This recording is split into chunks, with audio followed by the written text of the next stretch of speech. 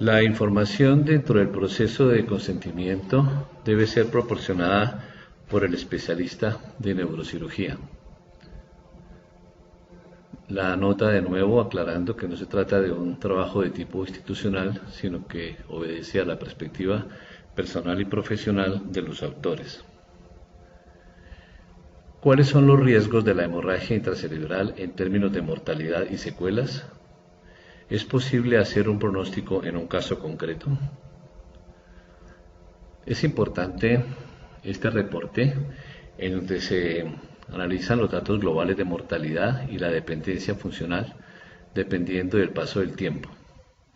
En los primeros 2 días la mortalidad es de un 25%, al finalizar el primer mes la mortalidad es de un 35 a 52%, al primer año la mortalidad es del 50% y al segundo año del evento han muerto del 60 a 80% de los pacientes.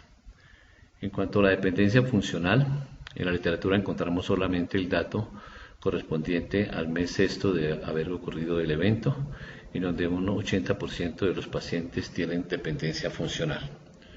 Nótese la elevada mortalidad en los 2 primeros días y el acumulado en los meses y 2 años siguientes.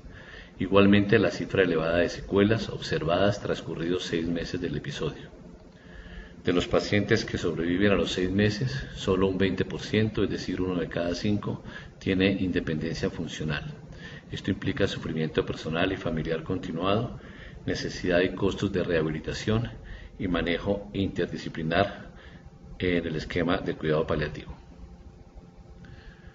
Hay perspectivas antagónicas sobre el pronóstico temprano, mientras que las sentencias de las guías norteamericanas American Stroke Association y American Heart Association manifiestan que, aunque el pronóstico temprano tras la hemorragia intracerebral puede ser deseado por médicos, familiares y pacientes, se basa en un fundamento incierto. Dada esta incertidumbre y la posibilidad de profecías autocumplidas de un mal resultado, hay que tener precaución al intentar establecer un pronóstico temprano tras la hemorragia intracerebral, sobre todo si el objetivo es considerar la retirada de los apoyos tecnológicos o una orden de no reanimar. Como una visión diferente sobre los anteriores conceptos está el nuestro. La aproximación al pronóstico sí es posible y es condición para el consentimiento. Además de las tablas generales de morbimortalidad mostradas atrás, existen las siguientes fuentes de información: factores de mal pronóstico en el conjunto de las hemorragias intracerebrales, localización y extensión de la lesión concreta y ubicación del enfermo en las escalas de puntaje predictivo. Son criterios generales de mal pronóstico en corto plazo, es decir, de mortalidad, la edad avanzada, los datos del preingreso, en especial los relacionados con descensos en el tiempo del puntaje de Glasgow durante el traslado al hospital o en el servicio de urgencias. También son criterios de mal pronóstico aquellos que resultan de la evaluación e informan un estado de conciencia al ingreso de urgencias comprometido. Ya veremos los puntajes de Glasgow, un volumen de hemorragia superior a 30 mililitros, la presencia de una hemorragia intraventricular y una localización infratentorial que es inferior y posterior. La presencia conjunta de los factores anteriores, particularmente si la edad es de más de 80 años, el Glasgow está entre 5 y 12 y especialmente 3 a 4, implica una mortalidad cercana al 100% a los 30 días. Por tanto, estos enfermos en general son candidatos a cuidados paliativos. Los criterios de mal pronóstico según la localización son los siguientes: las hemorragias infratentoriales en fosa posterior, por cuanto el reducido espacio conlleva mayor riesgo de compresión y herniación de estructuras vitales y mayor dificultad para acceso en casos de cirugía. Las hemorragias del tallo cerebral lo son por comprometer centros vitales cardíacos y respiratorios, y las hemorragias intraventriculares por presentar la complicación de hidrocefalia. En cuanto a la localización y extensión, un factor importante en la decisión sobre cómo tratar un caso de hemorragia intracerebral es la localización de la misma. La hemorragia cerebelar, es decir, en el cerebelo, mayor de 3 centímetros.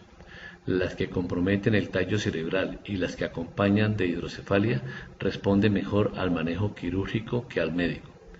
La hemorragia intraventricular es motivo de detalle más adelante. Veamos lo relacionado con la hemorragia intraventricular. Un 30 a 50% de las hemorragias intracerebrales presentan hemorragia ventricular. Implica esto un incremento de 5 veces en la mortalidad. Se clasifica como hemorragia intraventricular primaria, corresponde a un 3% aquella que está limitada a los ventrículos, es decir, que no compromete el parenquima cerebral. Las causas son la hipertensión arterial en un 39 a 50%, las malformaciones vasculares en un 32 a 36%, las idiopáticas de un 21 a 47%. Raramente tumores del plejo coroideo, discrasias sanguíneas, la enfermedad de Moya-Moya, el tumor primario o metastásico. La hemorragia intraventricular secundaria es aquella originada en el espacio subaracnoideo o tejido cerebral y luego vertida a los ventrículos. Veamos el pronóstico. El pronóstico depende de la extensión de la hemorragia, la intensidad de los síntomas iniciales, siendo la mortalidad superior al 80% cuando existe ocupación de los 4 ventrículos. La aparición de hidrocefalia en las primeras 24 horas del curso de esta patología se asocia con un alto grado de mortalidad. Si el paciente está en coma desde un inicio, el pronóstico es malo, sobre todo si aparecen signos tempranos de afectación del tronco cerebral como estos: oftalmoplegia, pérdida de reflejos pupilares, rigidez de descerebración, etc. Si el paciente está alerta desde un inicio o solo mínimamente obnubilado, el pronóstico es mejor y la recuperación suele ser total, aunque algunos enfermos presentan pequeños déficits de memoria. Los factores que se asocian con un peor pronóstico en los pacientes con hemorragia intraventricular son: puntuación en la escala de coma de Glasgow menor de 5 puntos, la edad del paciente, el volumen de sangrado y la hidrocefalia asociada, particularmente si se aprecia en la tomografía una dilatación del cuarto ventrículo, aunque depende del tipo de hemorragia ventricular, porque se han reportado algunos grupos de pacientes con hemorragia ventricular primaria con buen pronóstico y una recuperación en torno al 60%. Está ahí la referencia. Las escalas de puntaje. Se han elaborado escalas de puntaje para la hemorragia intracerebral buscando predecir la mortalidad y la morbilidad. En el consentimiento informado deben quedar consignados estos puntajes y el pronóstico. La escala de Mayer es muy conocida para este puntaje, tiene unos criterios: la escala de Glasgow, los puntajes de la escala de Glasgow y el puntaje que se le da para esta escala, el volumen de hemorragia intracerebral, la hemorragia intraventricular, si sí o no, la edad mayor de 80 o menor de 80 y la ubicación infratentorial, si sí o si no. De acuerdo con las sumatorias de puntaje, la mortalidad a los 30 días la pueden observar. Cuando el puntaje es de 5, mortalidad a los 30 días 100%, puntaje de 4, 97%, puntaje de 3, 72%. Puntaje de 2, 26%, puntaje de 1, 13%, puntaje de 0, 0%. Es decir, los puntajes de 3, 4 y 5 se acompañan de una mortalidad a los 30 días entre un 72 y un 100%. La escala de Graeb para la gravedad de la hemorragia intraventricular. Se diferencia si se trata de ventrículos laterales o si se trata del tercer y cuarto ventrículo. En el caso de los ventrículos laterales, cada puntuación se hace por separado y la sumatoria entre sí. Los criterios son: señal de sangre intraventricular, leve, hemorragia. Segundo, menos de la mitad del llenado con sangre. Tercero, más de la mitad del llenado con sangre. Y cuarto, completamente lleno los ventrículos con sangre y expandidos. En cuanto al tercer y cuarto ventrículo, el criterio de sangre presente, ventrículos de tamaño normal, da un puntaje de 1, y si están llenos con sangre y expandidos, puntaje de 2. La puntuación máxima es de 12. Veamos los niveles de gravedad: leve de 1 a 4 puntos, moderada de 5 a 8 puntos y grave de 9 a 12 puntos.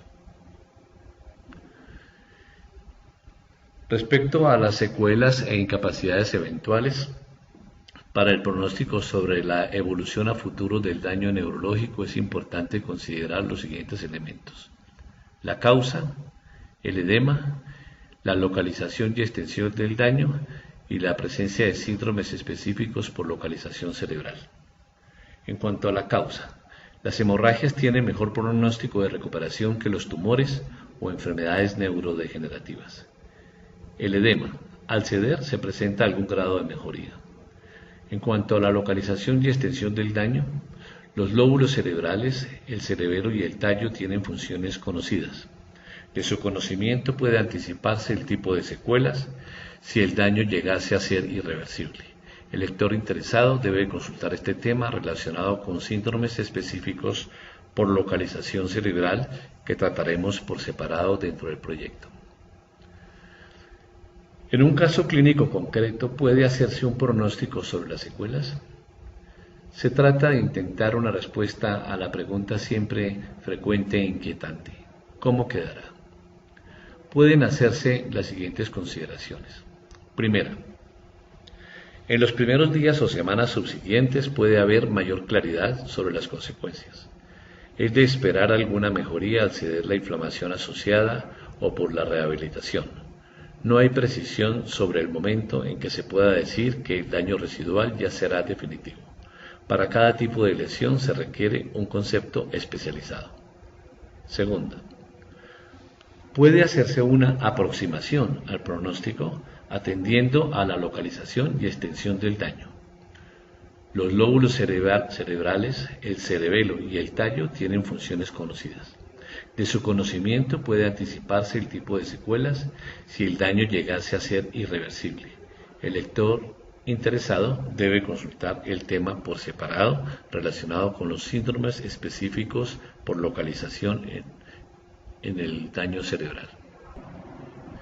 En síntesis, nuestra propuesta en este proyecto de investigación, de revisión de temas, es el de acercar los conocimientos contenidos en los artículos académicos y en las guías internacionales y también en las guías de manejo de los diferentes niveles del sistema de salud en el país, acercarlo a la información que se le da a los familiares de los enfermos durante el proceso de consentimiento informado. Esto requiere, por tanto, de un espacio, de un personal preparado y capacitado para dar dicha información y de suficiente tiempo para poder lograr el objetivo de empoderar a los familiares que van a dar un consentimiento subrogado para definir qué tipo de manejo va a tener un enfermo en una situación compleja como la que estamos tratando. Por supuesto también que para cada caso concreto habrá que extraer y presentar aquellas imágenes y aquellas tablas de puntaje que sean pertinentes. Hemos presentado unas tablas en general y unos criterios en general, pero en un paciente particular habrá que precisar dentro del proceso de consentimiento cuáles aspectos son pertinentes al caso específico. Muchas gracias.